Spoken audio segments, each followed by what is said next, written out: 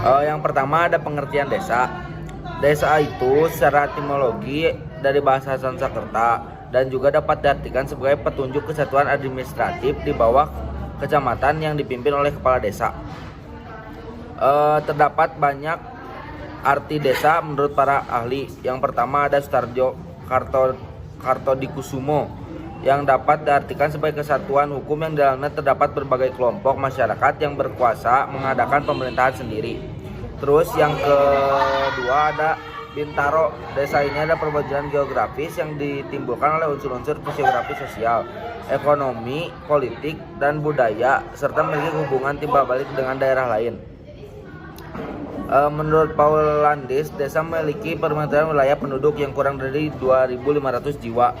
Jika mata pencaharian penduduk desa biasanya bergantung pada keadaan alam di sekitar. Nah, lanjut ada yang kedua. Yang kedua, unsur dan potensi desa. Wilayah atau kawasan pedesaan bersifat alamiah, belum banyak tersentuh oleh teknologi modern dan perkembangan pembangunan. Selain sebagai lahan permukiman penduduk, sebagai wilayah desa terdiri dari lahan pertanian, lahan perkebunan, atau tertutup oleh hutan alami. Ya. Adapun kota sebagian besar wilayahnya tertutup oleh kawasan permukiman penduduk, gedung-gedung perkantoran, fasilitas sosial, kawasan industri, dan kawasan lainnya. Ada 3 unsur utama desa, yaitu sebagai yang pertama daerah. Daerah merupakan bagian dari permukiman bumi yang mempunyai batas-batas administratif. Kedua, penduduk. Penduduk adalah sekelompok orang yang menempati daerah desa dengan segala macam permasalahannya. Ketiga, tata kehidupan. Tata kehidupan masyarakat merupakan suatu aturan yang ada dan biasanya berkaitan erat dengan adat istiadat suatu daerah.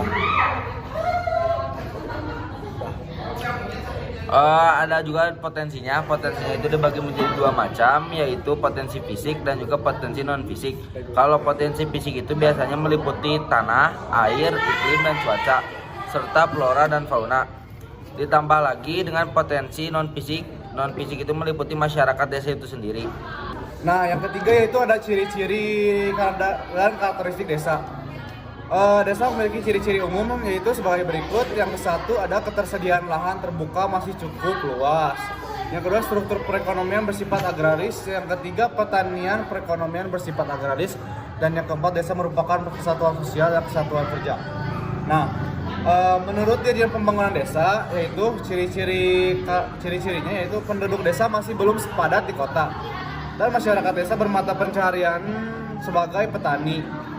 Dan yang kedua itu menurut Soejono Sukanto. Menurut Soejono Sukanto yaitu corak kehidupannya bersifat paguyuban, sifat gotong royong masih kuat dan penduduknya hidup dari sektor pertanian.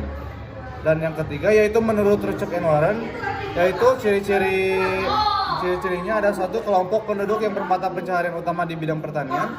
Yang kedua, hubungan masyarakat bersifat kekeluargaan. Yang ketiga, mobilitas penduduk rendah. Dan yang keempat, keluarga lebih didekatkan fungsinya sebagai unit ekonomi.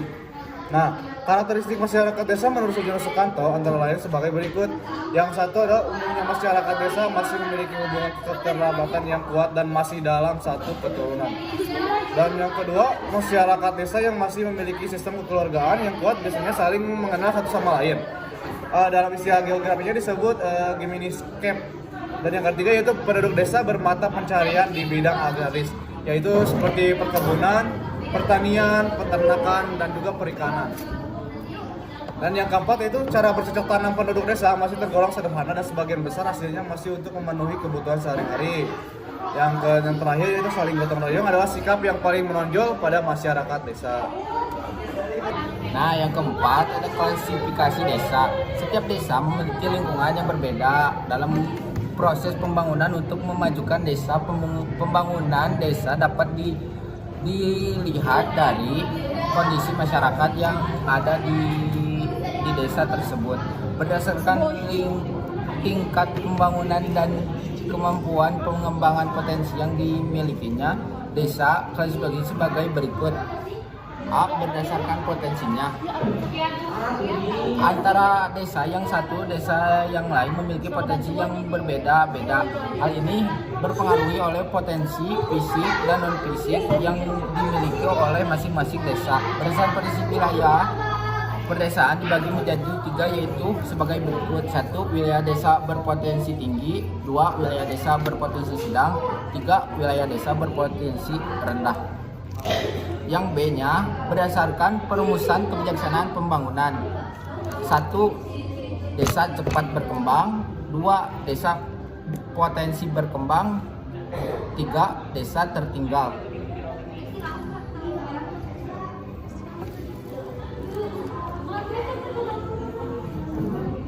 C. Berdasarkan kegiatan masyarakat atau pencaharian masyarakat. Yang ke-1, desa pertanian atau agraris. 2. Desa nelayan. 3. Desa industri. Yang ke D-nya berdasarkan luas wilayah. Berdasarkan luas wilayah, klasifikasi desa dapat dijelaskan sebagai berikut. 1. Desa kecil. 2. Desa terkecil. 3. Desa sedang. 4. Desa besar. 5. Desa terbesar. Yang E-nya berdasarkan jumlah penduduk. Berdasarkan jumlah penduduk, klasifikasi desa dapat dijelaskan sebagai berikut. 1. Desa terkecil. 2. Desa kecil. 3. Desa sedang. 4. Desa besar. 5. Desa terbesar.